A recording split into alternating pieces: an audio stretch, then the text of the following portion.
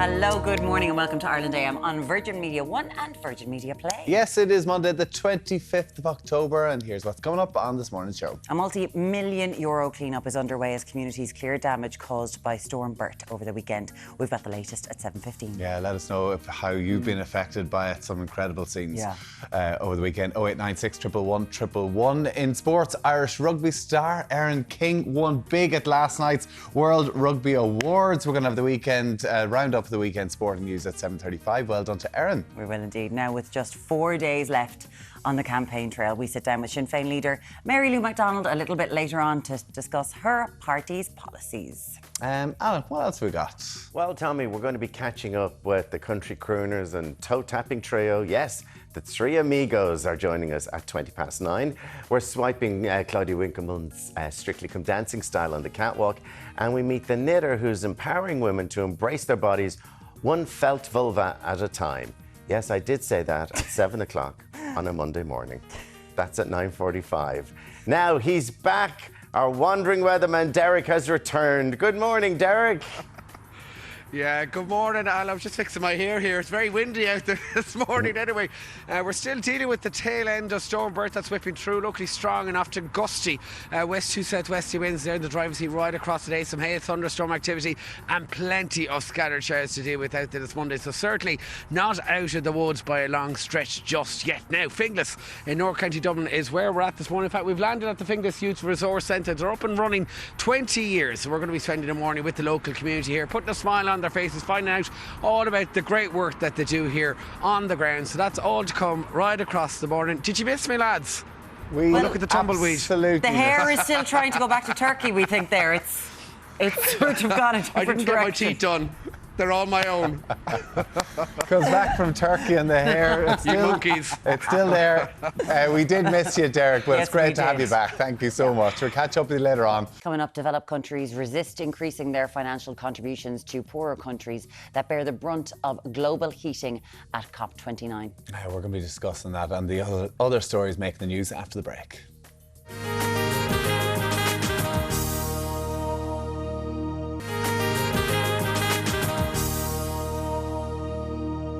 It's time now to take a look at this morning's papers. We're starting with the Irish Times. The headline there, Harris under pressure as Fine Gael support slumps 6 points. According to an Irish Times Ipsos B&A opinion poll of 1,200 interviewees, and this was done between the 20th and 23rd of November, the Fine Gael vote has fallen by 6 points in less than 2 weeks.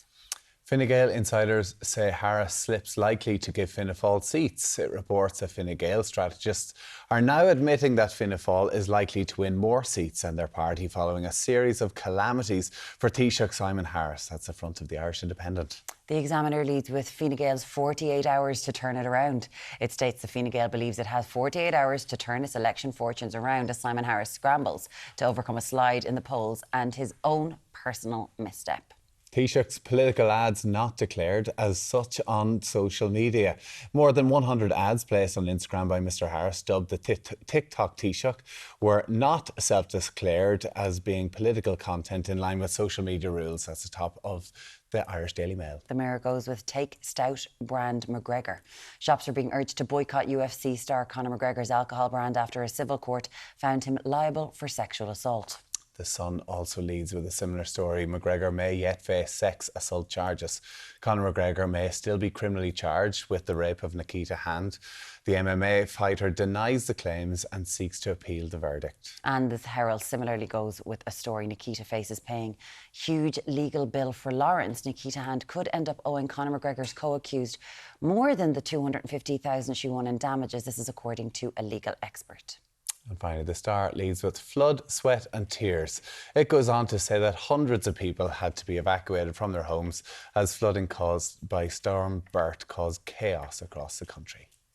Now, joining us with that story and everything else this morning is News Talk Sean Defoe. Sean, thank you so much for being with us. We know you've been on the political trail, but in the middle of all this, Storm Bert happened, and there's so many places that, like, we saw so many things. Weren't expecting that much underwater, I don't think. It's kind of Killybegs when I woke up on Saturday morning. I was like, what the hell? 2 feet of water in Killybegs reported in some areas. The River Field bursting its banks as well. Extensive flooding in Abbeyfield, in Listowel, kind of a lot of the country along that west coast. And there's still actually weather weather warning in place this morning for some of the sort of northwest of the country when it comes to a wind warning. So quite a bit of damage done. From the point of view of campaigners, they were all saying it's just making things a bit difficult out there. But obviously there's a real impact for the people who are living out there, and you can see some of the pictures that are there at the moment.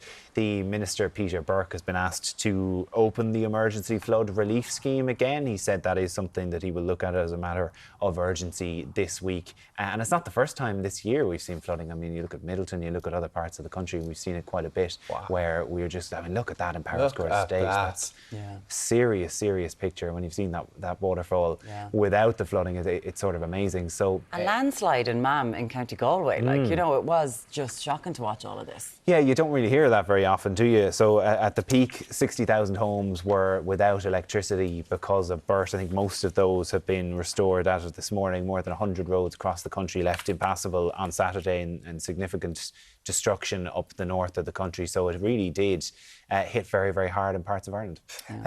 Frightening. And listen, our thoughts go out to people at home at the minute who if they're still affected by this, it's going to be a serious clean-up operation after that. And it kind of leads on to COP29. Because obviously there's some serious storms or whatever else going on out there. They're trying to come to an agreement over in COP, and looks like they've struck one. Yeah, they have struck an agreement. Whether that's worth the paper it's written on is something that's been questioned by a lot of climate NGOs. And as you see all these events happening and the different weather we've had throughout this year, it's certainly something that is coming up on the door now when you're talking about the election campaign, but it is something that is going to affect us for a long time. Big debate over COP29, whether it was worth having it at all this year. It's in a petrostate out in Azerbaijan. Eamon Ryan has been there.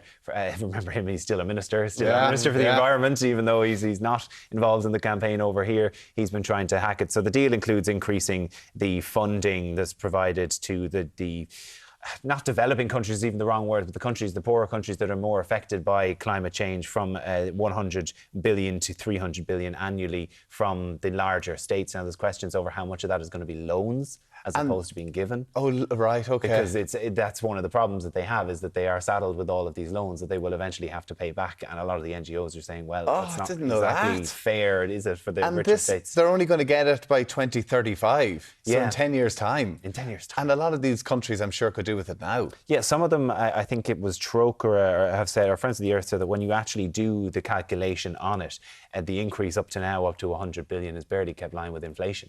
And if you plan out inflation up to 2035, that's what the 300 billion will be doing. So it's not as if it's a whole big new whack of money. Really, really scathing from a lot of the NGO sector on this. I mean, Troker said it is the absolute minimum commitment that could be there when inflations are factored in. Friends of the Earth saying the deal has failed those who have done the least to cause climate change or be affected mostly by it. And then Action Aid Ireland saying it's not worth the paper it's written. Does beg the question, why, like, will there be a COP30, do you think? I think there will. It's a difficult one because the whole argument is, right, you shouldn't have it in these states that are involved in oil and involved in fossil fuels. They were doing deals related to fossil fuels on the outskirts of this particular summit.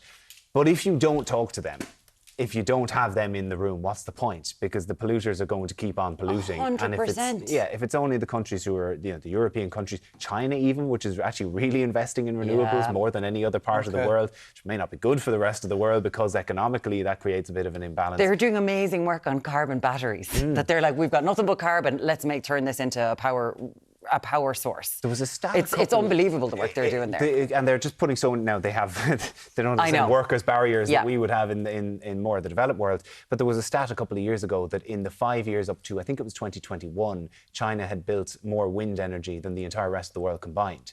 So they are taking sort of a lead on it for their own purposes. Yeah. And if you don't have those big polluters in the room, they're just going to keep doing their own thing. So as imperfect as it is, a bit like democracy, it's not perfect, but it might be the best. But it's that echo chamber. If you just have everyone who wants to, you have to have everyone involved. I think that's very interesting for Ireland.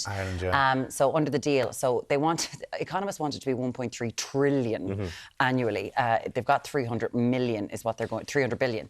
So Ireland is going to have to pay. What are we doing? So at the moment currently? we're doing about 225 million a year, or we're trying to get to 225 million a year. We should get that by next year. But the climate campaigners are arguing that basically Ireland's debt is closer to 500 million, so it's closer to more than double that. Well, when Trump goes in, he says they're not sending money out of the country at all, so God only knows what will happen there. On the front of an awful lot of the papers today, it is the aftermath of the Conor McGregor civil suit, and this is taking aim at his businesses. Yeah, it is. So a lot of people urging, and you've seen this online, I'm sure, over the weekend, people to boycott his businesses, to not purchase his whiskey, his stout, all those other things as a sort of a hit back against McGregor. He's had his own stuff to say over the weekend online, and you know, a lot of people saying as well, it's scattered across the papers today, not only in the boycott, but different stories, for example, but the damages that Nikita Hand may have to pay for not winning the other part of the case, that may surpass the 250,000 that she did actually get awarded in this case. So, look, it's one of those issues. He's a deeply unpleasant man. I don't think whatever about court cases, I don't think there's a huge amount of people would disagree with that. And people are saying the best way to target a man like that is to just not buy his businesses, not be in his pocket. Yeah, well, that's it, of course. I mean, his Proper 12 whiskey he's not really involved in anymore, but that forged Irish stout and other product that he's involved in at the minute as well. I think he's claimed to sold 500,000 or 6 million cans. That they need to stop promoting it and distance themselves. So they have it. For every one person who unfollows, there's probably two that follow in the way. Well, there will always be people who follow and who maybe followed him initially because of his sporting career, not knowing all the other stuff. So there's, you know, big time. There's that side of it too. Wants to be our president and dissolve the Dáil. That's going to be lovely. Right. And pitching to county councils next year to get a nomination. Right, this is an interesting story here. Things that mean you're probably rich, Sean. Tell us. Things in your house. It's a bit facetious, right? It is a bit. And it's American as well, right? I'm loving the first one. The T-Rex skeleton in the hallway. There you have it. Some oil tycoon has that in his hallway. Yeah, so this was kind of a survey people did. And like, you're thinking things like an Aga, like, you know, a fancy American fridge freezer. But in the States, my dad's friend was an oil tycoon. He had a T-Rex skeleton in his hallway. Another one, they had a copy of our Architectural Digest in their house with their house on the cover. Well done. Fantastic. Yeah, fair enough. Some smaller ones then. A refrigerator door that blends into the cabinets.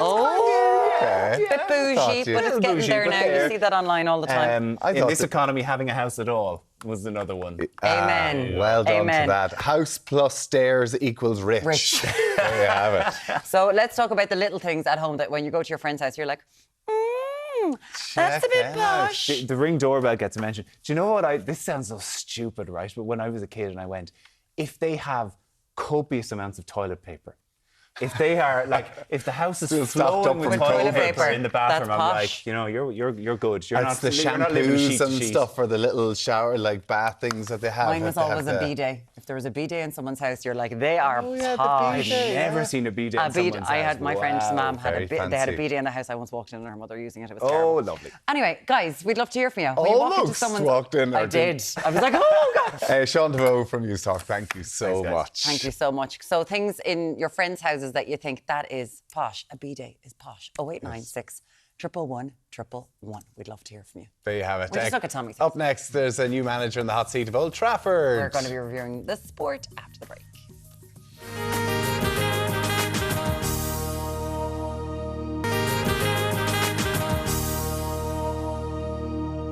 Now, we'd love to get your opinion on this. 0896 111 111. As the younger generation continue to rely on technology for communication, what effect is it having on their socialising skills? Yes, joining us now to discuss this more is psychotherapist Coleman Noctor. Good morning to you, Coleman. Good morning. So, Coleman, just as we said there, tell us, how is it affecting the younger generation?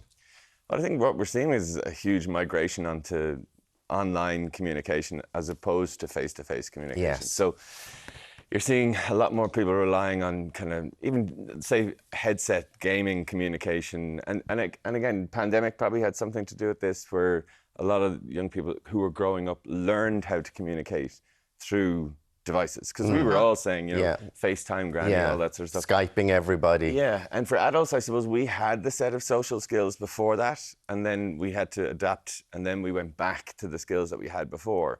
But children and young people didn't have the preset skills, so they learned how to communicate very, very, very much throughout the time. So there's particular groups I think are more affected. I think mid-teens especially, and I would always say they were the play date generation before pandemic. So their parents organised their social world. By the time they came out of it after the social distancing, all that sort of stuff, they were 14 or 15. So they couldn't rely on their parents to do that anymore. So, but they didn't learn the skills of how how to organise, say, I'll meet you at the weekend, or I'll do this, or I'll do that. So the actual skill set of how to socialise, I think a lot of people are struggling with. I see loads of teenage boys who are really lonely, but they don't know how to mix with their friends. And I also think we don't give them an awful lot of spaces for them to hang out in person. So almost like if you've more than one or two lads hanging around, there's almost an assumption they're up to some antisocial behaviour or something like that. And, you know, all activities that children take part in are very structured, so they're all very formalised, and there's always adults there. So we don't really allow them a space to hang out. The only space that they have is online or through screens. If you're a parent and you see that your kids are talking online, so they're catching up with their friends online, or they're on WhatsApp groups, is that okay, or should you be trying to, as a parent, to encourage them? No, I know you're talking to your friends there, but you should go and meet them.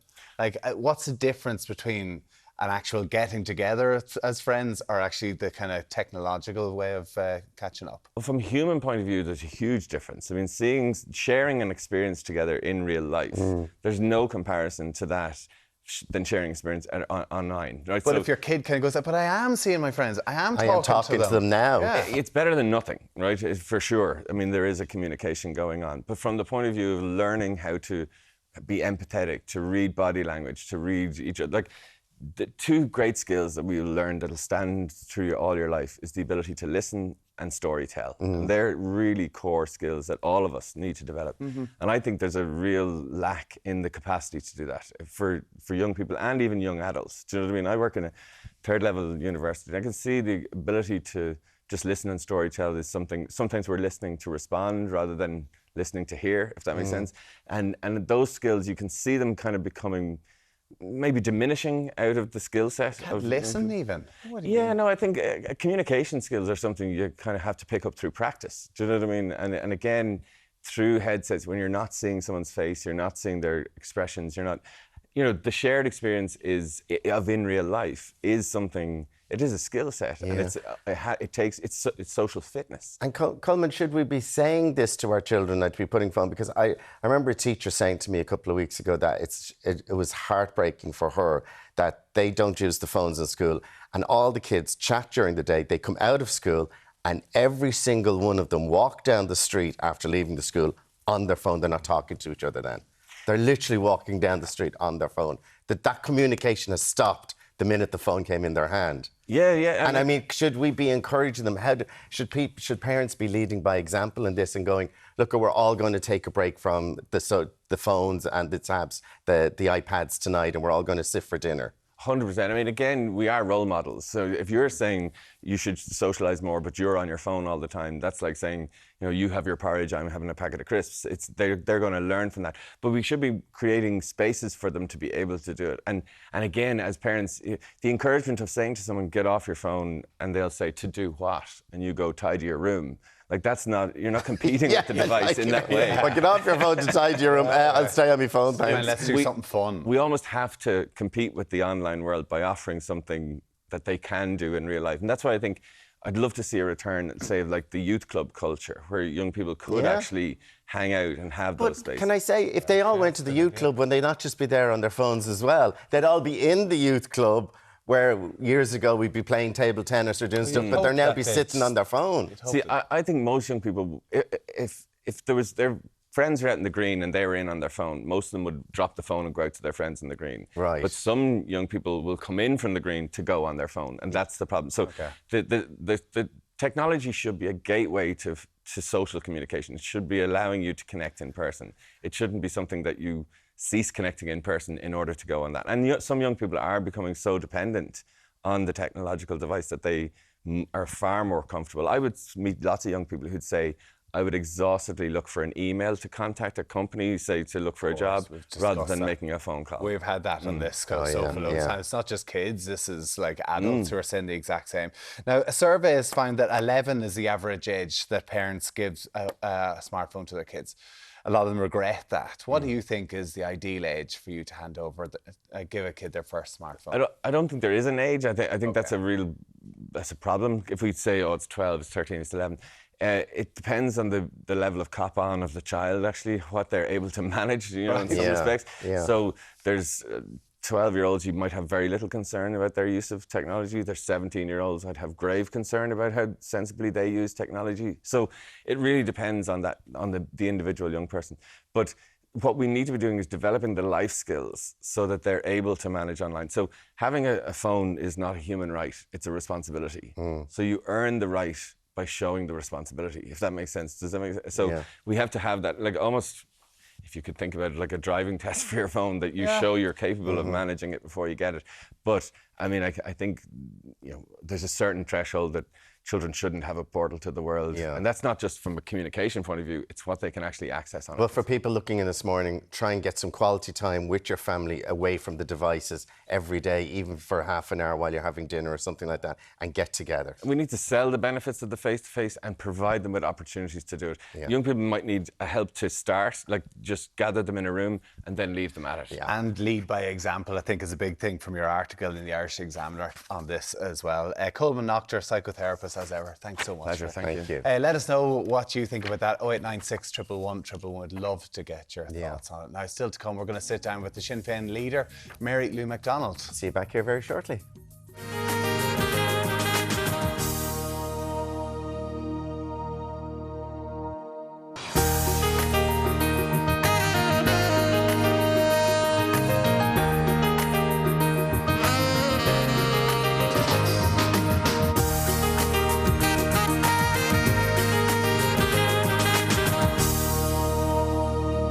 Hello, you're very welcome back to Ireland M. Here's what's coming up on this morning's show. As we enter the final 4 days of the campaign trail for the general election, Sinn Féin leader Lou McDonald will be here discussing her party's promises. That's coming up at 8:15 this morning. Also on the show at 9:20, the nation's favourite box stepping trio.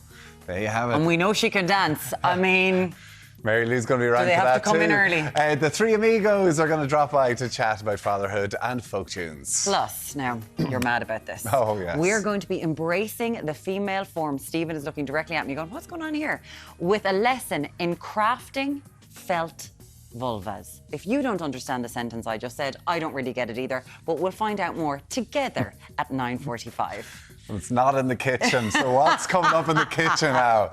Yeah, Erin's looking at me going, what? No, I'm looking forward to that. Even the people with vulvas are going... And Erin Bunting is here with us this morning because we're going to banish those Monday blues. This is a bit unusual for you, but you said this is something that you would make at home. Yeah, so this is something I make at home, and we're kind of going into party season, aren't we? And this is such a great dish for that. We're making pulled beef brisket, bung it all in the slow cooker in the morning, leave it for 8 hours, come home, pull the brisket, bung it on some nachos, some nice pickles. It's going to be gorgeous. Tommy's there with you already. He's literally going, yes. Wow.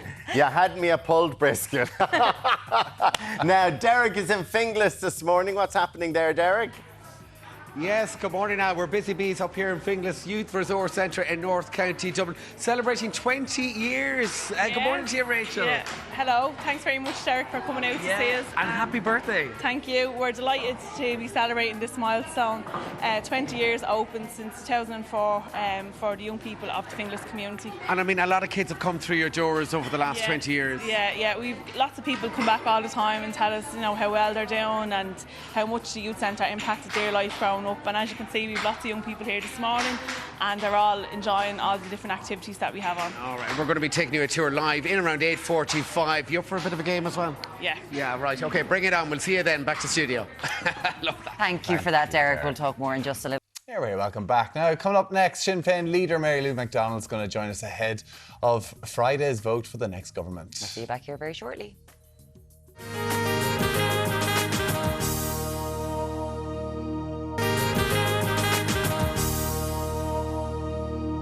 Very welcome back. Now, with the general election fast approaching, political parties have been outlining policies and publishing their manifestos. Joining us this morning is Lou McDonald, leader of Sinn Féin. It's lovely to have you here, Lou. Good morning. And we were just talking a few minutes ago. I mean, one skill you have showed off on this is the jive, and it's something else. Are you going to keep it up?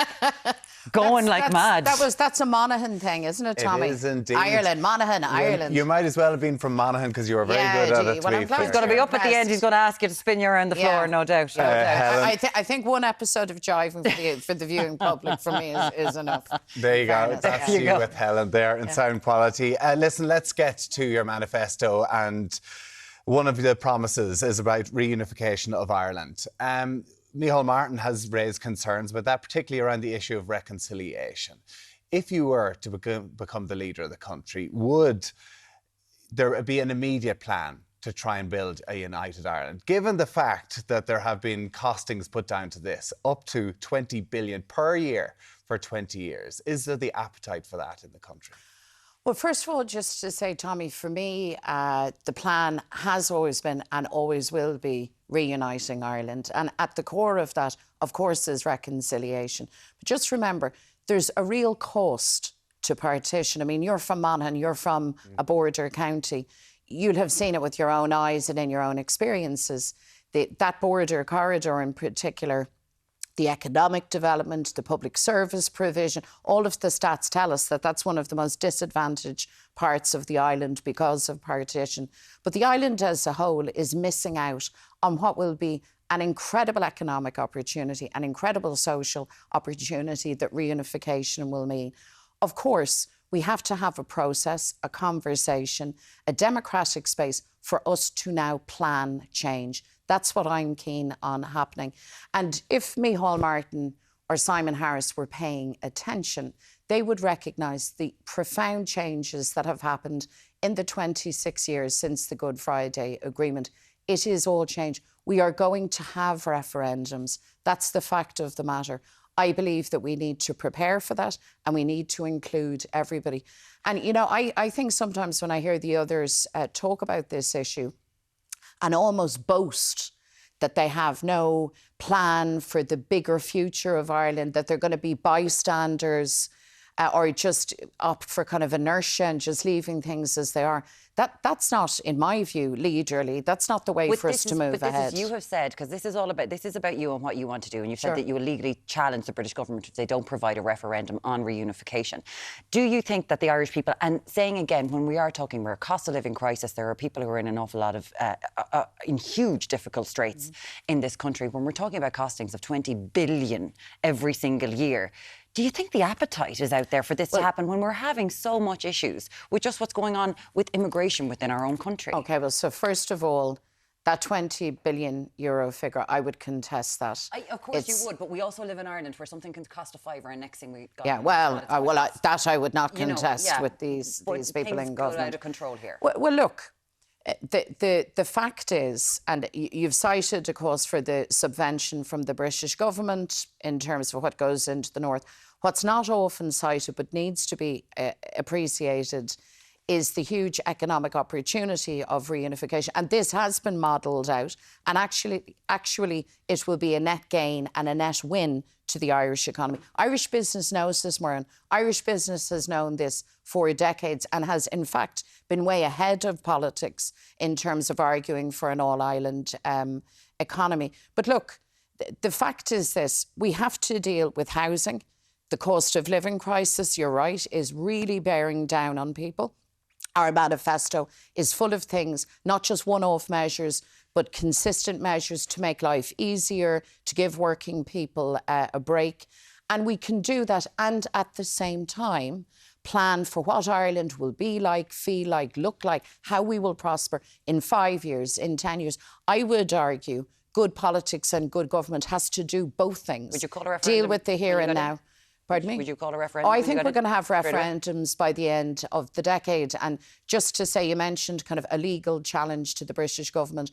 I was asked about that. I've made clear that's not your first option. Your first option is to work with Keir Starmer, the new government now in London, and to work cooperatively to work the Good Friday Agreement. And by the way, all of this is about steady, constructive, peaceful, democratic transition. And let me tell you, despite the naysayers, everyone can be a winner in this. And the Irish economy, perhaps most of all, can be the big winner. Let's move on to another part of the manifesto. You've talked about commissioning a review of RTE's objectivity, particularly around the coverage of Gaza, the international conflicts.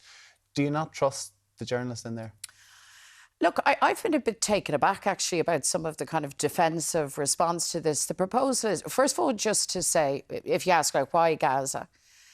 This is an international event like no other. No, I know that, but and I understand that. Yeah. But what is your problem with RTE? So RTE, I don't have a problem with RTE. I am simply saying we have proposed an independently commissioned review of that conflict and other international events. Why, you ask? Because it is necessary to rebuild trust and confidence in RTE. They receive Do you not think that they've done a fair job on their coverage? No, that's not for me to judge. I am making this point. RTE are an entity like no other on the media landscape in Ireland. They are the national broadcaster. Confidence in them, in their governance, which was decimated, let's face it, in recent times, that had to be rebuilt.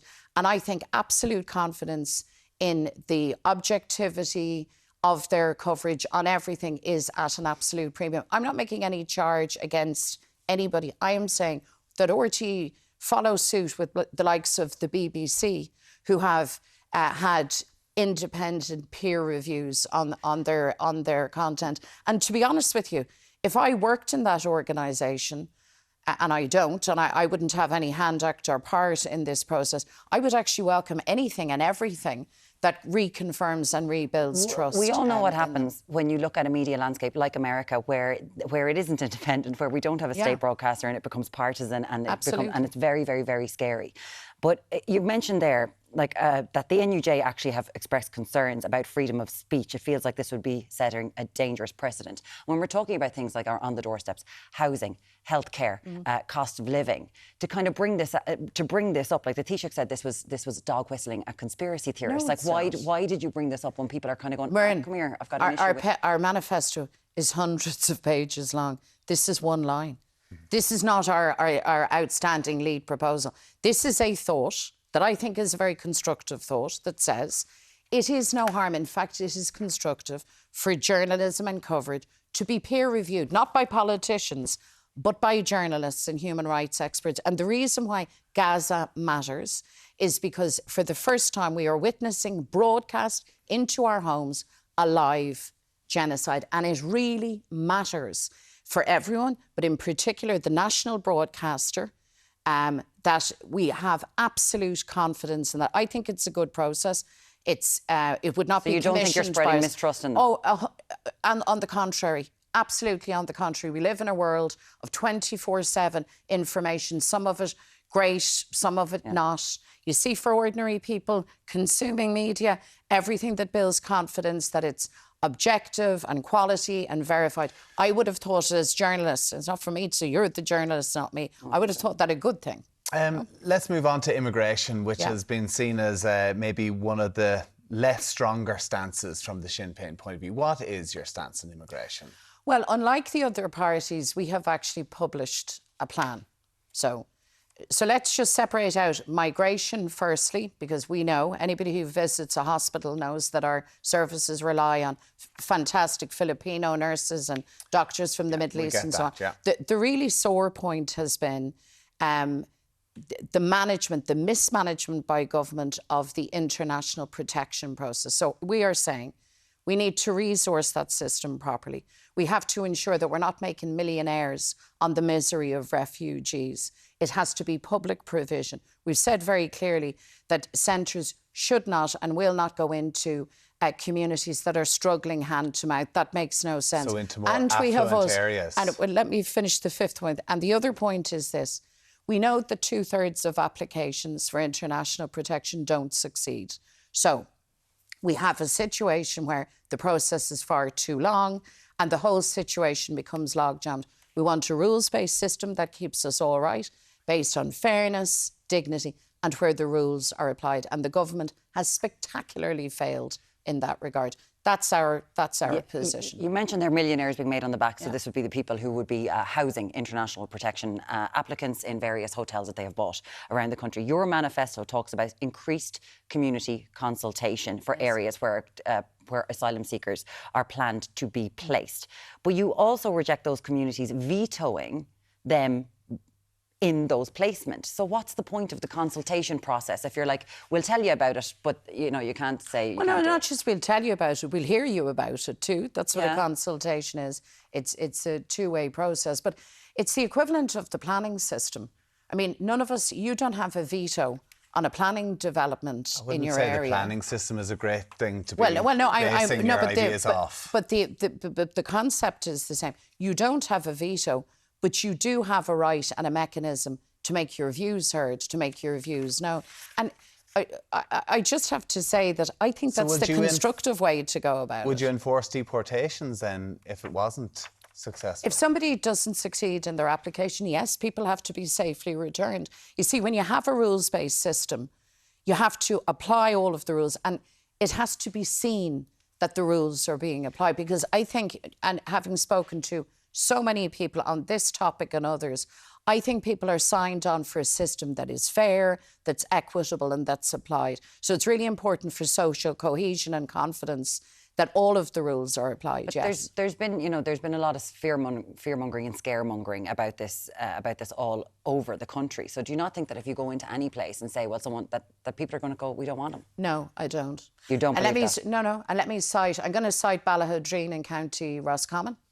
And they had an experience a number of years back where they received a lot of Syrian refugees, people seeking international protection, and it went so well. If you talk to that community now, the friendships, the connection that has been built up there has been just spectacular, like a big success. But if you go into Ballahudreen and you ask about the more recent experience under this government, they will tell you that it was disastrously mishandled, because it was the same community, the same decency, the same spirit of fairness, and all the rest. But So when government botches something, it's not good enough for them to then turn and say it's the community that's at fault. That's not fair. It's also not accurate. You've spoken about then placing these in international protection agencies and in more affluent areas. Well, what I'm saying more specifically is they don't go into very poor areas. And let's just think about this. Let's be reasonable about this. If you go into an area that is just about getting by, or some areas are not getting by. We have areas of real deprivation and poverty, shamefully, still in our countries. Lots of them are urban, in rural Ireland as well. Why would you bring more vulnerable people into that situation? How does that make sense? The state has data. We know how people are getting on. You know the pockets where people are really struggling. So what communities that are struggling need is a hand up. They need more resourcing. They don't need to be told, we're bringing more people in, we're not going to talk to you about it, and we're not bringing any resource in behind that.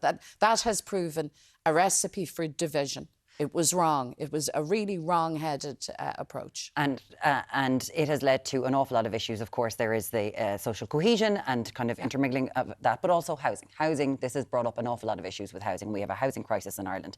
And you said last year you'd like to bring the average house price, so we're looking at the place in the country where they're most expensive, which is Dublin, down to €300,000. Is this still the goal? And how do you do that? Like, it's crazy out there. Well, first of all, house prices are at record levels and they do have to moderate. But just for clarity, I have made the radical proposition that affordable housing schemes should be affordable.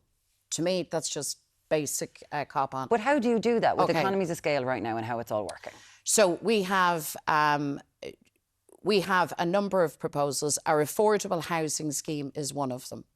And this is specifically for people who earn too much to access council housing, if you could get it, but who earn too little to really go out and buy on the private market now. And this scheme envisages that we build the houses and that you sell them on at the cost of building the house. Who's going to build them? Well, the construction sector is at the same... They can't build a house for 300,000. Well, the real... what is really driving prices is the cost of land, the cost of servicing that land, the cost of development levies. And in the affordable scheme, which won't be for everyone, but which will be a lifeline for so many people who currently have no option, this scheme envisages that the state picks up the tab for the cost of the land, the development levies, all of the servicing of the land. You pay for the cost of building the home. You own that home, lock, stock and barrel, to do with what you wish, to pass on to your children, your grandchildren. But the state own the land. The land remains in public And we ownership. heard that Pierce Doherty and Eoin O'Brien had gone in and talked to bankers about this. Yes. But yesterday on the Business Post, they said bankers warned Sinn Féin overstated position on mortgage lending in relation to this affordable housing scheme. That banks are happy with how it's going. Why would they give a mortgage to someone when they don't own the land? So we've overstated nothing. We've given the facts, which are these. Pierce, Owen, the Sinn Féin team have done their due diligence, that we have met with the banks many times. Yeah, but they're saying that... The banks, well, I'm giving you the facts now. The banks have requirements. Banks aren't in the business of giving away money, as we all too well know. They will have requirements for the security of their money. We are absolutely very confident that we can meet those requirements. Bottom line, the banks worry, if there's a default, how do we get our money back? And we have made it very, very clear that they have first call. In the event there's a default and the property has to be sold, the bank gets their money back. That's what they're looking for, Moran. Bearing in mind, banks don't reach final agreements on schemes like this with parties of opposition. They come to conclusions with parties of government. Something I find very frustrating about these manifestos is the promises. They're endless from all parties. But when we're seeing what's going on over in America, and with Trump talking about bringing American money back to America again, if you look at Sinn Féin's manifesto budget, there would be an €85 billion deficit. Insane. How are you going to future-proof this money, given what is going on? So can I just want to scotch this the €85 billion hole, and similar holes for other manifestos, envisages... Sinn Féin's was the highest. They were all massive deficits. Tommy, that's because Sinn Féin is actually going to solve the housing crisis, and we have made provision for proper investment. That's the differential there. But that scenario is in a doomsday scenario where literally there is the corporate tax literally disappears. The income tax associated with it. But is it not something you need to consider? Okay, so that's a doomsday scenario, which is out there. There is no doubt that we have to mitigate and navigate risk. That has always been the case. Our manifesto is based on projections, not from us, but from the Department of Finance. These are very sober, thoughtful individuals, conservative, some might say, who calculate all of those risks. The Trump presidency is now a reality. Whoever leads the next government has to engage with that reality. We have to be very mindful of Irish economic interests. We need to stay ahead of that and engage constructively. Just remember, the last time Trump was in office, corporate tax receipts here didn't fall. They climbed by 60%. Are you happy to cosy up to those American tech firms? I will not be cosying up to anyone, Tommy. If we get the chance for the first time, and the polling today tells us that it's game on, that it can happen, if we have the chance to have a government led by Sinn Féin, not by Fianna Fáil or Fine Gael, for the first time, I will do everything to ensure that Irish interests are protected. And that means constructive working relationships, it means clarity of purpose, and it means understanding that you have to be nimble and you have to be responsive as the world changes around you. But we have to solve housing. We have to solve our infrastructural deficits, and we have to solve this cost of living crisis that is causing so much hardship for families and communities. Well, let's talk about that. As you said, you're walking in here on a new poll that was published this morning. That's looking good for you. So, as party leader, when you're going out on the doorsteps, it's the perception of Sinn Féin for some of the older generation that we're hearing that still associate Sinn Féin with the IRA. Are you hearing things like that on the doorsteps? Do people still think, well, if Sinn Féin get in, we're going to be governed from Belfast? No. I mean, that's an attack line from our opponents. And I suppose all is fair in love, war and election campaigns. But no, you don't hear that. As a matter of fact, I was with hundreds of pensioners, seniors in Croke Park yesterday. They were all gathering for a Christmas get-together. And everything was raised under the sun, including the Irish unity and how to manage that. But no, I think people know full well that Sinn Féin now is a party that encompasses people from every walk of life, from every experience. And I think, in fairness, even people who may not have voted for us before or who may never vote for us recognise that we work hard. We're filled with hope and ambition and a determination now to actually sort things out. And we're talking about the basics, a roof over your head, decent work, you know, decent wages, and making an opportunity for our young people in particular to build their lives. But it is here. the perception, you know, for some people that, you know, you say you'll go to the funerals of IRA members, former IRA members, that people are still going, well, is Civil War politics really dead? Well, look, I mean, I was at Martin McGuinness's funeral. I mean, Martin was in the IRA back in the day when the conflict raged. Bill Clinton was at that funeral. There were many other all funerals of the, as well. For me, the issue of funerals, I think we need to be careful here, and I believe in respect for the dead, and I think if we all move to that maxim, I think we'll all do well. But Friday's the day. We've got 4 days to change the government, exactly. And if you want that, listen, vote for Sinn we have Féin. been putting this to other party leaders about the Bush Tucker trial in the jungle. If there was another party leader to cozy We up don't with, have something for you to eat. You're all right. Oh my God. The dancing was enough, was it? who would you be happy to do To a eat Bush? slugs No, and eat- scorpions, yeah. all of them. no, a leader. I'd want all of them. I'd want like a full gourmet 6-course Would you be menu. happy to join Micheál Martin, for instance? In a Bush Tucker trial? In a Bush Tucker trial. I don't envisage us being in a Bush Tucker trial. Actually, I really struggle But to. you'll I be know in a- you've huge you will figures be in for a trial of some sort. Yeah. Yeah, well, it's not going to involve eating slugs, or is it?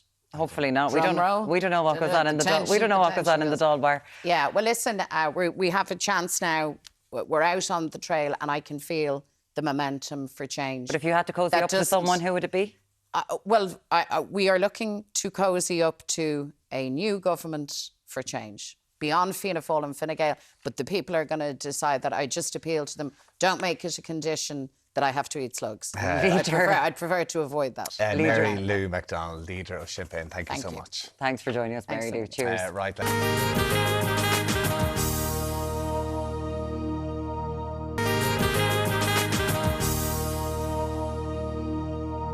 You're very welcome back to Ireland Down. We're about to tuck into the ultimate comfort food. We're all very excited. Yes, it's next level nachos with Erin Bunting. Good morning, Erin. Good morning. Yes, we are making some beef brisket nachos this morning. So using some slow cooked beef brisket. And I'm just going to start by browning it off in the pan. Okay. So you don't have to do this step, but it just adds a wee extra layer of flavour. So we're going to brown the brisket just like lightly on each side before we put it in the slow cooker. Okay. And then we're going to make a nice sauce to go over Erin, top of I've it. never bought brisket. I can honestly say I've never bought brisket.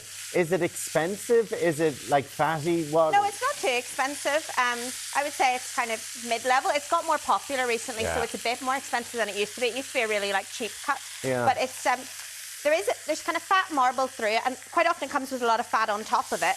But look at that. you can take that off if you want, though I think it's better to put it in if you're doing a slow cooking. So on a high heat pan, brown off all the sides. Brown it off on both sides for a couple of minutes. And then I've already done, you can see in the slow cooker here, I've already done a couple of pieces, about 1.5 kilos of beef brisket. And I've done some onions as well, just lightly cooked them off to go in as well. So we'll just let that brown a wee second more, and then we'll make a sauce. I reckon that. So how long? good. So is this something that you could kind of do first thing in the morning? Yeah. So And first thing in the morning, leave it while you go to you can work? do it last thing at night as well, and leave it on overnight. Is And would how be an long does option as that well. sit in the slow cooker for? So it's going to be about 8 hours in the wow. slow cooker, 6 to 8 hours. I usually do it an hour on high to start with. We're going to make a sauce then to go on top of the brisket. So I'm putting in a tin of nice chopped tomatoes, and then I'm putting in about 200 grams of tomato ketchup. That's my homemade tomato ketchup. Hold on. right. So, but if you didn't have homemade, If you you need fired regular in tomato half a ketchup. bottle of ketchup into it. Yeah, quite a lot of ketchup. Is it like this there is is enough a to good- feed 8 to 10 people. Like it's going to be Oh, plenty of food okay. here. Special about Okay. ketchup that is good. Well, it's with kind of just the sweetness flavour. and the acidity, and it gives a bit of extra flavour. Mine has some nice spices in it, cloves and allspice. We're going to put a tablespoon of cumin in. But you've also added a load of onions on top of your brisket in there. Onions on top of the brisket, just lightly cooked off in the pan. Yeah. You could just put everything in raw, Yeah. but if you didn't want to do all that. But I think it just adds a wee bit of extra flavour. We're going to add a tablespoon of Dijon mustard. We're going to add a couple of tablespoons of brown sugar. I just throw a bit of everything, is this? Yeah, just what I mean. Yes, really. Like Whatever's in the cupboard. If you don't have all these ingredients, the only thing I would say is you need a bit of acidity when you're cooking beef. Okay. So make sure you've got some tomatoes or a bit of vinegar. Well, I think a tin of tomatoes is always good in here. Yeah. I'm putting in a wee bit of cider vinegar for a bit of extra acidity. What's that, apple cider vinegar? Apple cider vinegar. Yeah. You could use white wine vinegar or red wine vinegar would be fine too. I'm going to put in 3 tablespoons of soy.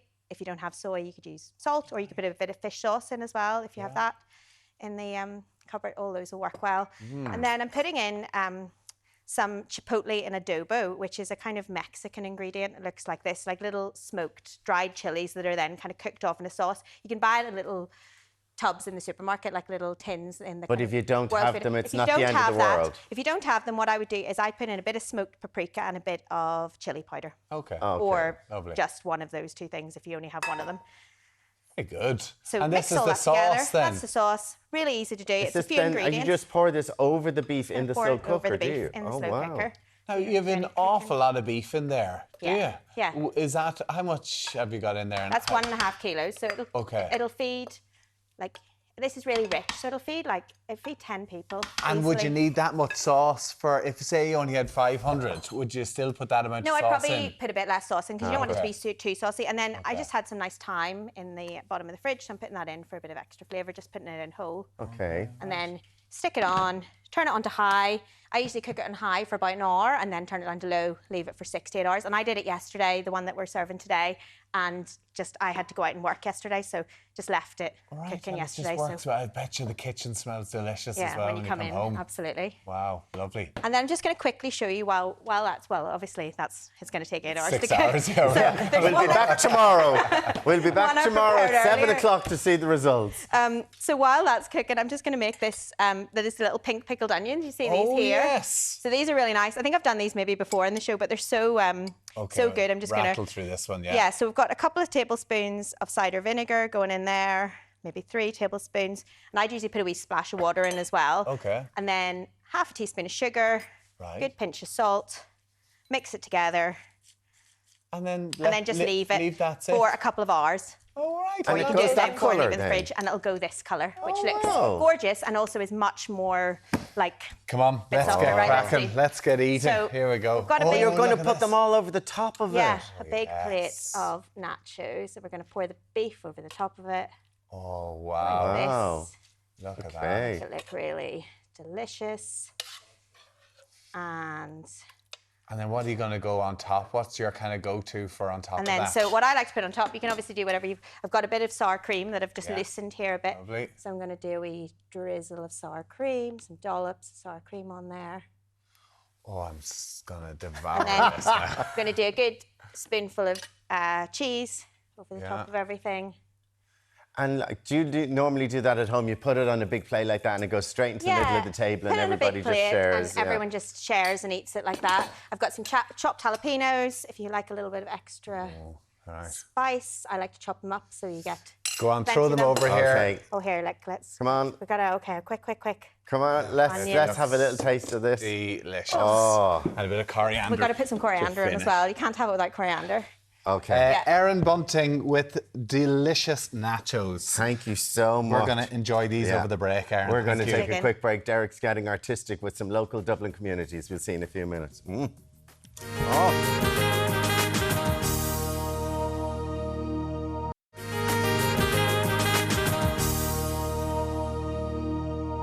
You're very welcome back. Now, this morning, Derek's learning all about the importance of community. Yes, he's dropped by the Finglas Youth Resource Centre in Dublin to celebrate their 20th anniversary. How are you getting on, Deric?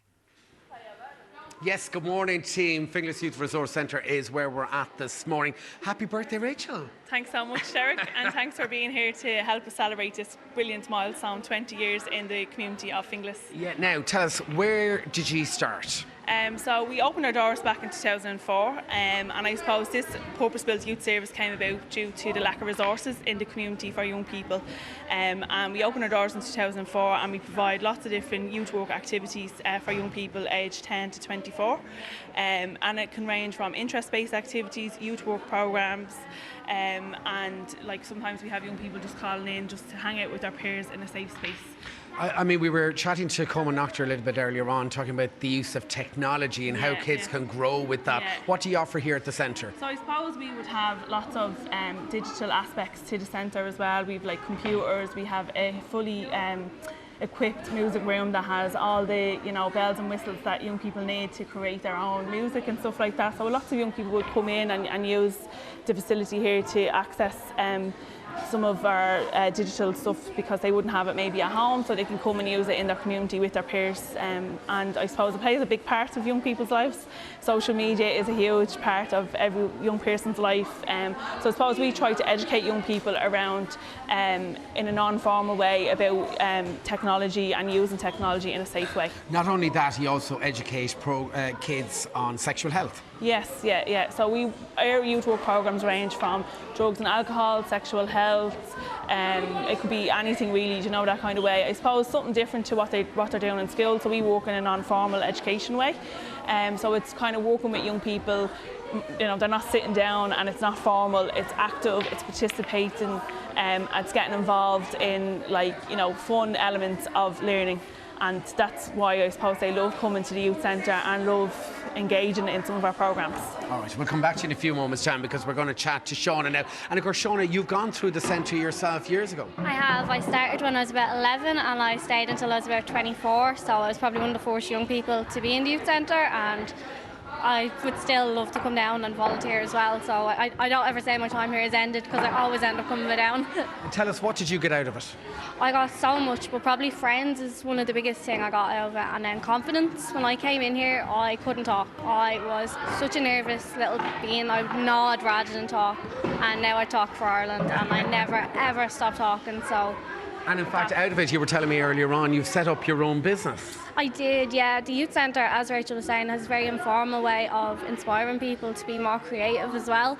And school was always, I was good at that, but I never really wanted to do something very officey or anything like that. I did accounting in college, but it wasn't for me. And the youth centre helped me to realise that, so I started up my own small business doing printing and custom printing. And it's going okay? It's going pretty well, yeah. It's crazy at the minute, but yeah. Coming up to Christmas, obviously, well done. And of course, Abby, you're in the centre at the moment. You're currently going through the programme. Yeah, I'm here 4 years. I started in September 2020. You're 17. Tell us what you get out of it and some of the activities you do here.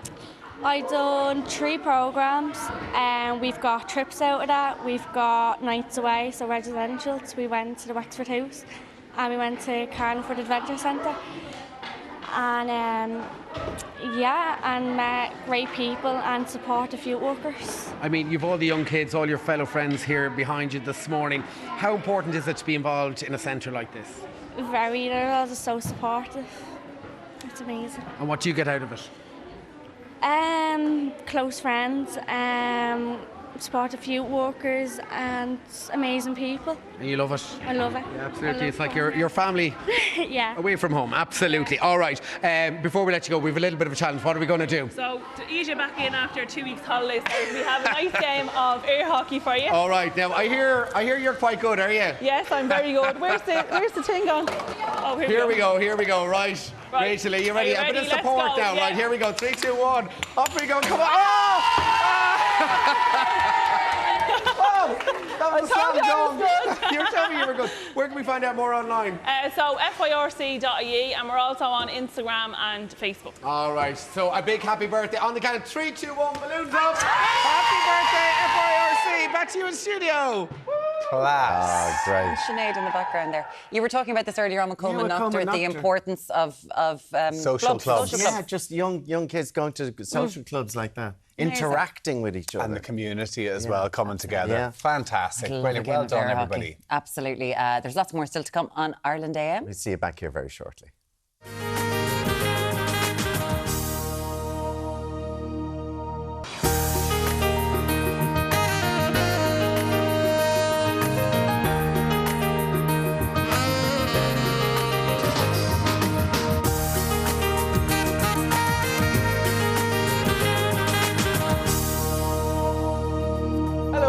welcome back to Ireland AM. Now, what do you get when you bring a former soldier, a TV talent show winner, and a farmer's son together? Well, it is, of course, country fan favourites, the Three Amigos. Are going to be sitting down on the sofa with us at 9:20.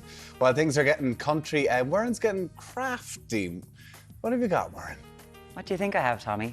What is it? I don't know. What do you think that is? I don't know. That's not a good sign, my friend. Not a good sign. I am here with Tamara Féín. Hello, Tamara. How are you? Good morning. You are an artist and you specialise in crafting what? Vulvas. Vulvas. And we've got to say it like Tamara says it. But why? Why not?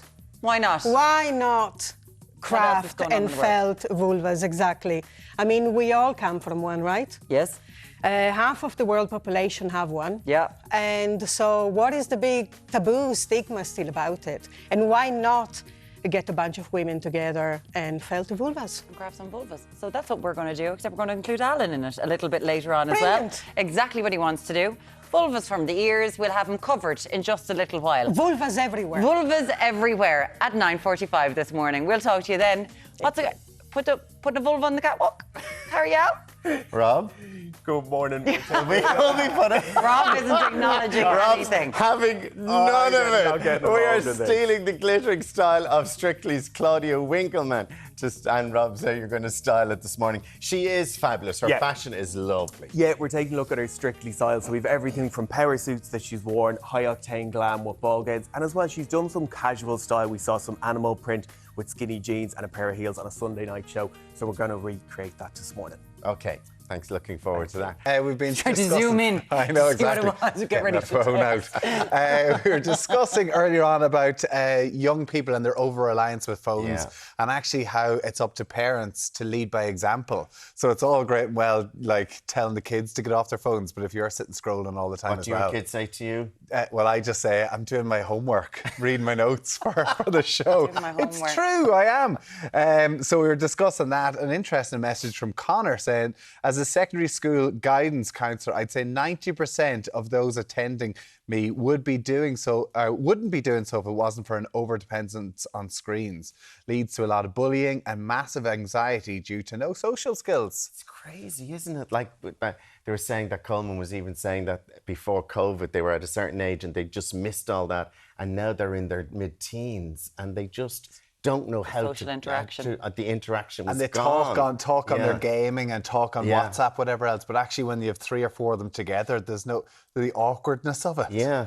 Really, it's and then, as I was actually saying earlier on, the teacher had said to me that it was heartbreaking to see them when they leave the school gates, and they may have been interacting. The minute they cross the school gate, every phone comes out, and they all walk down the road together, glued to their phone. None of them then. That whole interaction goes the minute they're outside. Yeah. But the thing is, as you said, leading by example, we're all the same. Yeah. We are all the same. 0896 111 to get in contact. And I was talking to a parent the other day when they were going on about the phone pouches and, you know, all this kind of stuff. And she was saying, it's so interesting because it's meant to stop them, you know, getting in contact with us all the time. Yeah. She says, like, her teenagers, when the phone was there constantly. And she was like, sure, now all they do is email us. Oh, right, off the tablets. She's like, they email me Stick for on no the kettle reason there. 25 times a day. She's like, we never had to talk to our parents when we were in school. Why are my kids emailing me all the time? She was like, I'm done with that. I never spoke to my family when we were in school. And the only thing, if you got a call, if somebody came in and somebody had phoned, the secretary, someone's sick or someone's dead or something like that, Jesus. Yeah. We were also talking earlier on in a quirky segment about how do you know someone's rich? So if you go into someone's house, what does it mean? Well, this is a bit stupid. In Ireland, it means having a house. If you have stairs in a house, you're rich. There's a lot of people going, I have stairs in my house, I'm not rich. Yeah. So these are just kind of notions. A utility room, video calling, doorbell. I mean, everyone's got Can you imagine going to the elections nowadays? I'd say the amount of ring doorbells that they must get. And just people going, not going to answer that. I've seen so many. I saw one thing the other day, no canvassing. But then it was like, especially, and they named out the parties they didn't want to knock on their door. Okay. Yeah, it was interesting. Anyway, Elaine says, my sister has 3 dogs. She's got a dog shower for them. Unbelievable. But to be fair, if you were coming in the back door, that's where you'd want to wash down the dogs. And you'd know that, Tommy, the dog coming in. Filthy, I have a hose out the back. Hose down the back, yeah. Bonnie hates it. If they lived in a 2-story house, I'm from Florida, so bungalows were the most common home. That's true. Oh. In Florida, it's all most of them are on one level. Jenny just said just having 2 bathrooms. Jenny, how rich are you? How many bathrooms do you have? How many rich are you? How many do you have? Do you have? What? How many do you have? You're asking Jenny. She can't Jenny has answer 2. No, we can ask you. How many do you have? Jenny has 2. There you go. Thanks for that. Now everyone's at home going, how many bathrooms does he have? Does Alan Hughes a pantry is definitely fancy, isn't it? The Proper organised pantry. Yeah, proper one. Or an orangery.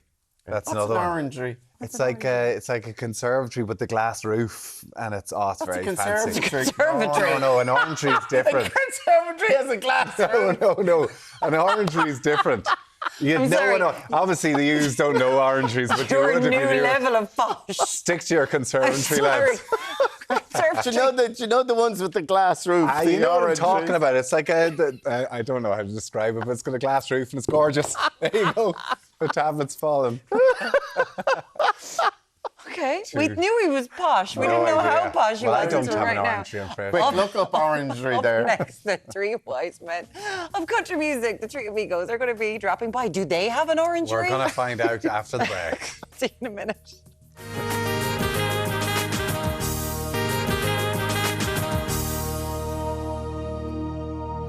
Welcome back. Now, they say 3's a crowd, but that's not the case for our next guest. Certainly is not. Yes, they've spent over a decade making tunes and selling out venues right across the country. Please welcome Robert Mazel, Patrick Féín and Jimmy Buckley. Good morning to you, lads. Good morning, lads. As the Three Amigos. Yeah, before we get into it, let's take a look at their latest single, Clap Your Hands.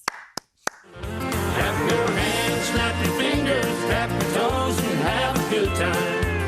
You can shout and whistle, you can even dance. When your favorite line comes round, just sing loud as you can. Clap your hands, clap your hands. See, we're jiving. It's everywhere. I told you. Jiving is good. I love the jiving. Hello, lads. Lovely to have you. Morning, guys. Good to be here. That's really leaning into the old West in America, Robert. That must have been fun to film. It was actually, we had some crack. We had horses and we had fake guns and we were jumping over walls and fences and it was some crack. It was great. Jimmy's there going, was it? We stunt doubles in the whole lot. We stunt doubles, yeah. Oh, yeah. Gotcha. Where'd you do it? We have to mind ourselves. Yeah, Where'd you just film it? Where Down in the Cowboys and Heroes in Leitrim. Yeah. And how do you put it out there for people who good dancers and stuff as well? Don't know. To get dancers for the video. Yeah, like the extras and all. Our manager, Joe Finnegan, just put it out on social media that we were doing a video and he had to turn away actually a lot. Right. We had a couple of burlesque dancers and it was great fun. It really was. Good. And people came dressed up in cowboy boots and cowboy hats and all. So it was love it. But we keep talking about the phenomenon that is country music in Ireland and the dancing. They go hand in hand. Yeah. It's never. It seems to get broader and broader every year, Jimmy. It does. I mean, it's just, it's so strong at the minute. I mean, the country music scene, and it's all age groups. Yeah. You know what I mean? Kind of, it's across the whole, it's so social. I suppose people go to the shows, be it concert. For instance, we're doing concerts all January, but at our live dance shows or our events or things we'd be doing out far, and there's such an appetite for what we're doing. We're actually so lucky because, be it recessions or anything like that, it doesn't seem to affect what we do. Yeah. In a way, and I don't mean that in a kind of just we're great or not. We're just lucky to be in the situation that we're in, where people come to the shows and enjoy the shows and they want to get out and they want to be entertained. They choose the Three Amigos. And why not? But it's cool again. Like country music, like you think of Beyonce, Post Malone, huge artists are making it massive on the global, but then it's kind of cool in the local scene as well. And people are trying to really get into the local. Well, it's a social aspect as well, and a lot of people that's coming to the shows. I suppose maybe it's history repeating itself. People are meeting each other at the dances now. Teenagers are meeting each other, people in their 20s. And so it's a meeting point for a lot of people. Yeah. And plus they have the added bonus of a live band. I think over the last few years, a lot of people, the young people, is kind of beginning to realise the discos isn't everything. The live band. Yeah. There's something about a live band playing live music. And distance is no journey. No journey. They're all on Facebook and their Instagram, and they're they get people from Galway would be friends with people in Donegal and Yeah. Tyrone and all that, and they all meet up. They meet up and join and up. they don't care That's how far they something. have to travel. It doesn't. Oh, can I see know them my from one end of the brothers, country to the other. my younger brother, his friends, that's all they do. And they go up and they meet all over the country. Yeah. And they could go on a Tuesday and it would be like, you know, they could be going, I'm Great. talking to someone who was driving down from Leitrim to Limerick they were going back and they got work the next day. Yeah. But can we talk about the meeting up people? Because that is something that you're noticing every time I talk to kind of country musicians. They're like, oh yeah, like couples are, it's happening. Like it's going to go to the dance. Are you noticing that, eyes across the floor, Robert? Absolutely. Yeah. We have a bird's eye view from the stage. That's what I'm saying, We can see what's going on, and you can see all these little matches being made up. And as a matter of fact, I know I've met loads of couples who come to you. You might not see a couple for a while. You wonder where they went. They come to you about 5 years later. We got married. We have 3 kids now. I'm like, what? Oh, and that's why they weren't able to come for the 5 years. Then they're back. Fair play. On my Crack of the Costa trip in Spain, we had 2 honeymoon couples. They were actually on honeymoon at our gig. Yeah. And we've actually a couple getting married next year out. Like a young couple that were kind of, they'd meet at the shows or the different gigs to go see Robert, go see Patrick, go see me, different singers. And they actually said, we're on honeymoon. I met this couple, they're actually on honeymoon. Yeah. So, Did they start off? Do you notice at the start of the night it's the fellas on one side and the girls on the other side? Not anymore. Tommy, you need to get out more. You're living too much of a sheltered life. I am. Show business, Tommy. We have to slate you do for you know what you just said? You go missing for a couple of years. Doing for that, I've just gone off and had a couple of kids too. I don't get to go to these parties anymore. Yeah, but Tommy, that was about 40 years ago. All right. But that did happen. But now they sort of mingle a bit more, you know. Okay. Boys and girls are allowed. It's all good. It's all good. I like to hear Speaking things of are progressing. Mingling a little bit more, Patrick, Bo, your little boy, 15. You're like we've had you when just before, after you got married, after you had Bo. He's 15 months old now. 15 months old, yeah. He's that was his birthday in August, and he's flying it, teething at the moment, so he's going through a little bit of discomfort. Patrick's like, I'm reckless. Oh my God, the teething. I can't take the night feeds at all.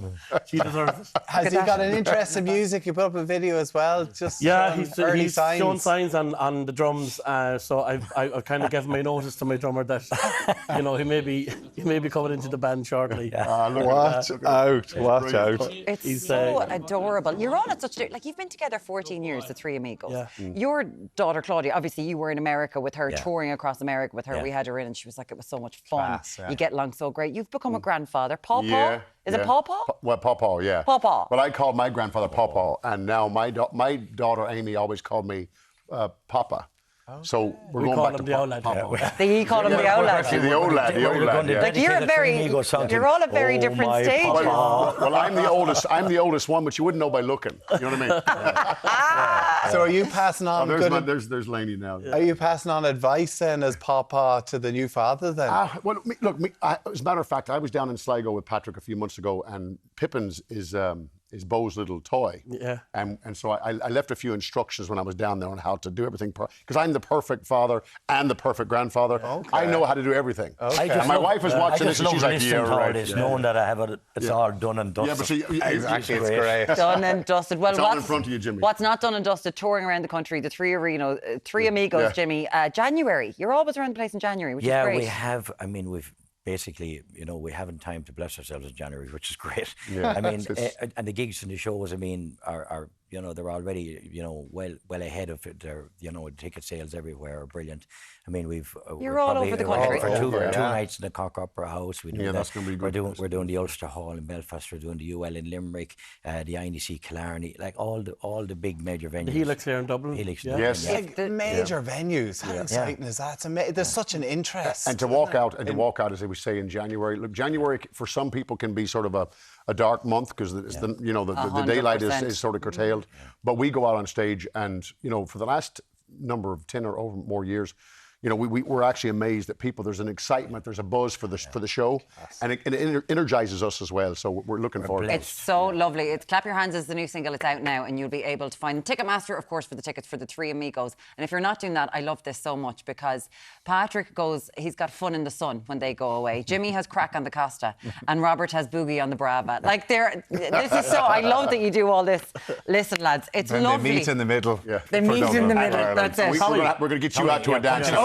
You will get your free pass for 12 months. When you come to the show, Tommy, you can stand on over the you're on the far side. I do it a jive, and don't you worry, watch out. Rush in, you know, like. I look forward to it, lads. guys. Just in January, just what we need. A pleasure having you in the Thank Three you so Amigos. much. As always, thank you so much for having us in. Time for a quick break, but still to come, we're rummaging through the closet of Claudia Winkleman on the catwalk. Talk to you in a minute on Ireland Day.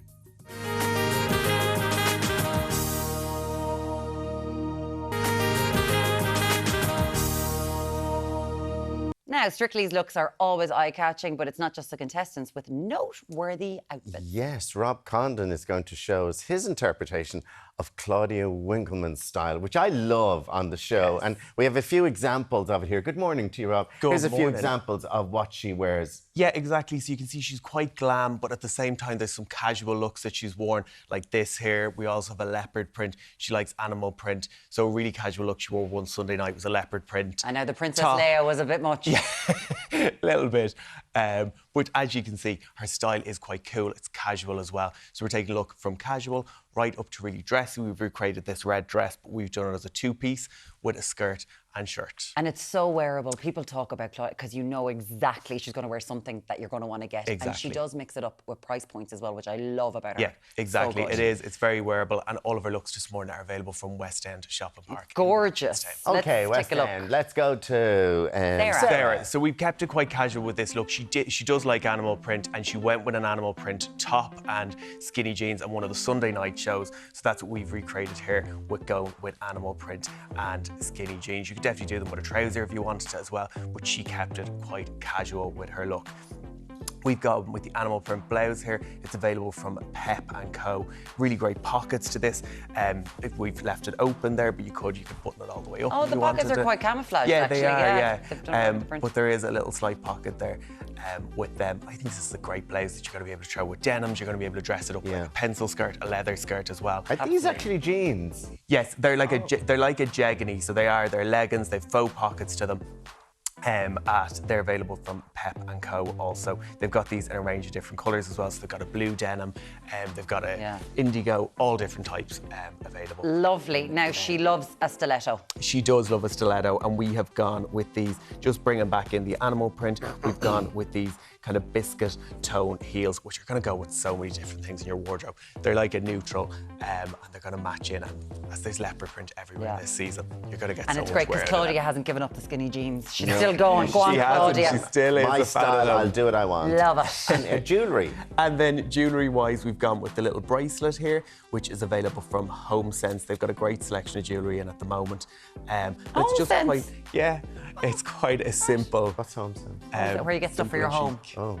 Yeah, lots of jewellery in at the moment. Why would they be selling jewellery? Well, why not? Christmas coming up, Oh, perfect right, gift okay. ideas. And then we finished off the look with the earrings here. They're a black and gold, really statement piece available from Next. Gorgeous, Sarah. Thank you so much Lovely, for our thank you, first Sarah. Claudia. We've got Heisa with our second Claudia Winkleman. So we've gone inspired look. quite high octane glam with this Oh, look, wow. very similar to one she wore at one of the shows recently. Again, this is a really great dress for Christmas Can parties. we say Christmas? We can. We have to keep. Of course start we saying, can. That's nearly as December. you, Santa, here beside. Ho, ho, ho. You can see the slit detail into it. There's a really great shimmer to this dress. Even though it's a full-length black dress, there's lots going on in it because you can just see on the camera there that shimmer throughout the dress. It's a V-neck line to it. I love the ruche into the middle because that's going to be great for body shape as well. This comes in lots of different sizes. It goes up to size 20 in new look, so great. That's great, isn't it? And then the Full-length sort of sleeves. gold shoes to go with it. Yeah, matching them in. We've got the full-length sleeves, then down into the slit detail, and then we've gone with a gold pair of strappy heels there. They're fantastic. Yeah. Great height. Yeah, You'll wear them exactly, with because they're not too high, so you're going to be able to walk in them as well. And then matching back in, we've Now, gone... the bangles make this, doesn't Yes. it? It makes it look different. Yeah, it does. We've gone with the two bangles. They're like a cuff bangle there, and they're both sold together, so you get the two of them together. Okay, very Prada-inspired bag there. Yes, this is from Pep & Co. with the bag here. It's just a clutch bag, just adding it into the look there. And it just works really well with it. Gorgeous, and that's Thank really, you. she does wear dresses like that. Very Yeah, good. it's very Sarah similar to Heisa, one thank that you she so wore. much. That's lovely. And as well, like if you're going to a Christmas party, you can bring a little bit of faux fur in with that over the shoulders. Yeah. It'll Lovely, look yeah. great. Now, this Blonde. oh, Oh. oh wow. Blonde is with us now. Aaron's going, yes. I'm having this. Oh my God. It's a full dress. No, it's a top, it's a shirt and a skirt. So we've recreated she went with a red dress on the show, but we've done it with two separates. Beautiful top. With the shirt, we've done the whole back to front thing, bringing it through, tying it at the back. So it is a shirt, so you're wearing it back to front and looping it through. Stop it now. There's no way any normal human will be able to do that. Sorry. That's normally at the back. Yeah, if and you've just turned it no, around. Don't. Can you just turn around? She's safety pinned in the skirt, so we can't.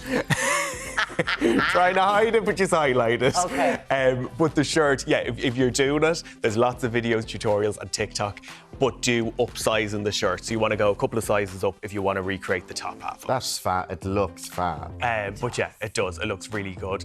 Then we've gone with the skirt. It's a satin finish, this skirt. I love the length of this skirt, and we've brought it really high-waisted this morning, so there is a lot of length to the skirt.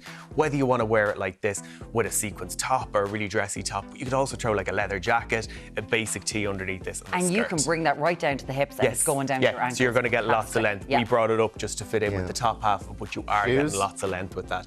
And then we've gone with the gold strappy sandal here. They're a little bit different than the ones we just saw because they've got more of a block heel with them. So depending on what you prefer. Can we talk about these earrings? Yes, are fab. The earrings are amazing. Really statement piece of this look. I think even with these earrings and just a plain black look would make a big statement.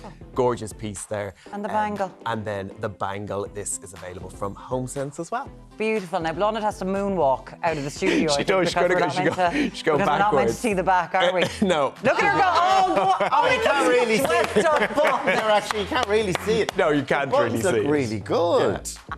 Sarah's back with us. Sarah is back with us, and we've gone with this gorgeous. You've definitely seen Claudia wearing very similar to this. Really similar. She's a fan of the power suit, and that's what we've recreated this morning. She went with a pink shirt underneath and put that bow detail into it. We've kept it quite monochrome with it. So is this velvet? Yeah, it's a velvet. So it's kind of luxe velvet.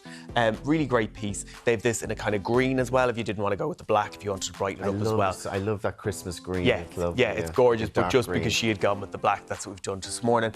We've got the kind of 80s style trousers, high-waisted pocket detailing as well with them. And then obviously we've recreated that bow detail into the shirt. Oh, the masculine tailoring is beautiful. Yeah, it is. Really well done. It is. It's gorgeous.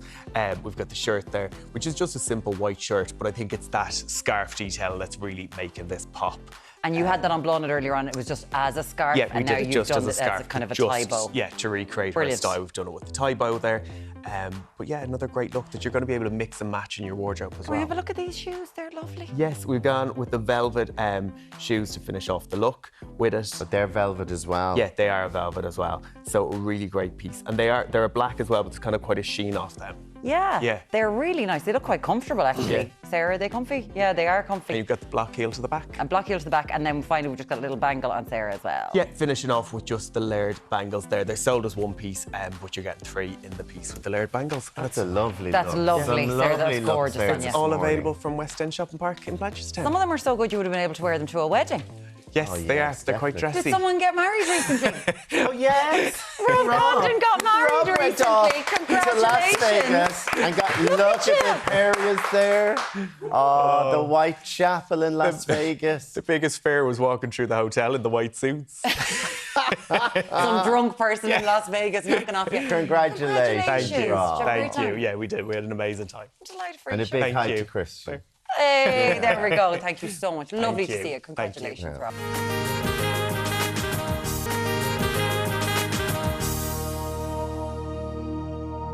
Hello. Now, our next guest is a crafts teacher who's putting her stitching skills to use by empowering women to embrace their bodies. All through some fabulous felt vulvas.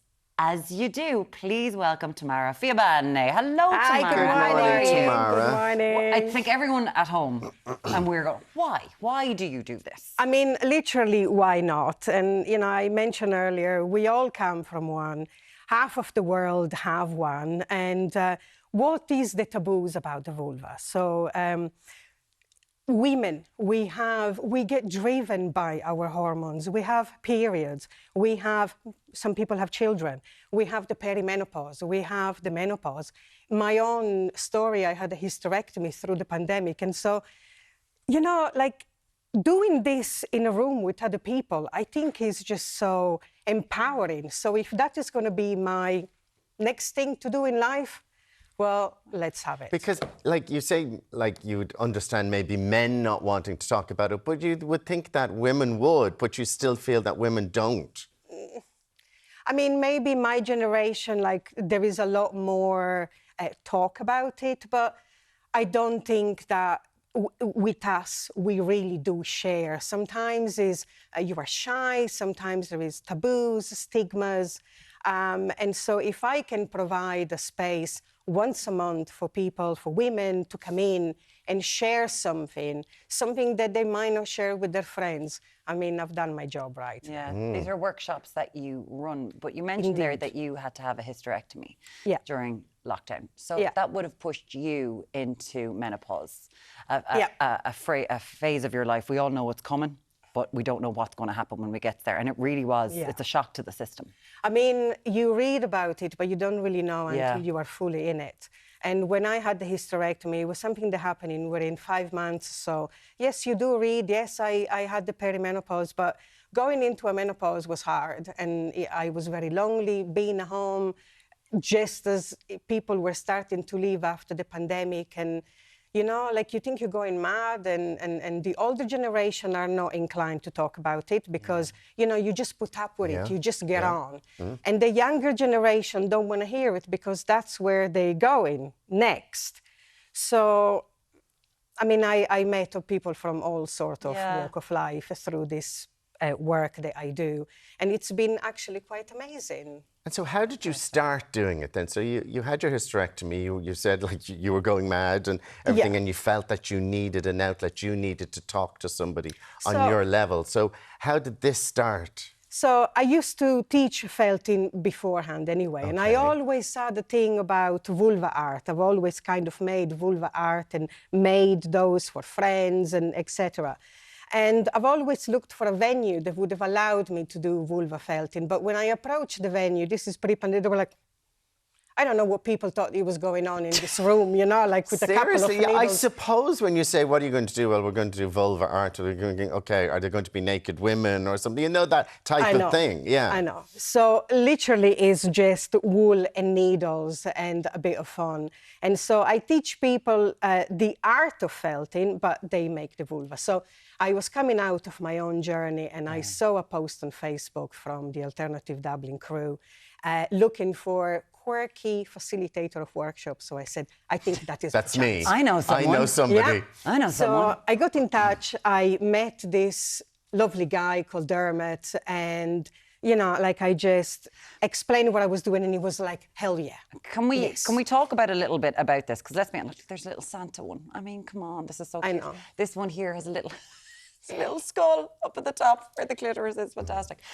People, I'm going to be honest, I didn't until I actively went and learned about my own body. I didn't have a clue because we don't even name it properly, do we? We always say that we have a vagina. Boys have a penis, girls have a vagina, but women have a vulva. That's what it is, the whole organ. Yes. So the vulva is your outside, anything on the outside, and then the vagina is the channel from the vagina entrance up to your cervix and the uterus. So if we felted vaginas, we would felt a tube.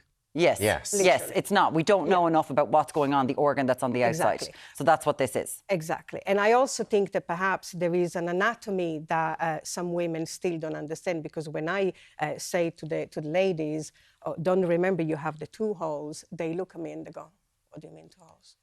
You know? So it's a little lesson as well. It's true. Yeah, but it is opening women to discussing it and getting to know their bodies better. Yeah. I love the fact that you're saying you always did it, and I'm just thinking like opening a conversation. So your earrings, so people coming over to you going, love your earrings, what are they? And you go, a vulva. Immediately to them, do they sort of step back and go, oh, I wasn't expecting that? Yes, I do get that, or it's a conversation starter. Somebody might see but my it's a great conversation starter. Oh, I love that. We've got some little Santa vulvas here that we're going to go with. You're going to tell us how to do this. So what are we going to do? So basically, you normally start from, this is the raw wool and span, and then you kind of make it into this. So felting is removing the air out of the wool. So this is kind of, I did all the process of all the, so you start from this, go to this, poke a bit more, you start to sculpting it, and then you make in your second layer, which is your inner, and then you kind of get into this, and then you get into those. Is this already done? How you... Well, no, there's another little piece. No, there is more. Little piece so when you do that, I kind of, with the needle here is very sharp at the top, and it has like shards of metal coming the opposite direction, and that is what creates the felting process. It's a very big metaphor going on here. So you just go, you kind of tuck the wool in, and you just poke it through gently. Just be careful for your fingers. Just use your mat, because that is... And you're doing it exactly right. And when you're doing your workshop with these women, you're all just chatting about stuff and different things as you're doing this? Yes. So I get up to 24 people in the room, and I normally then go around myself and ask people what brought you here tonight. Yeah, and you get the stories from people as to why they're there. How can people find out more about you and about your workshop? So I'm on Two Fabulous Art and Crafts on Instagram, and I always have my classes there. And my classes are in Dublin at Alternative Dublin, and is on the last Thursday of every month. Lovely. Thank you so much, Tamara here. Find her there. See you tomorrow. Bye.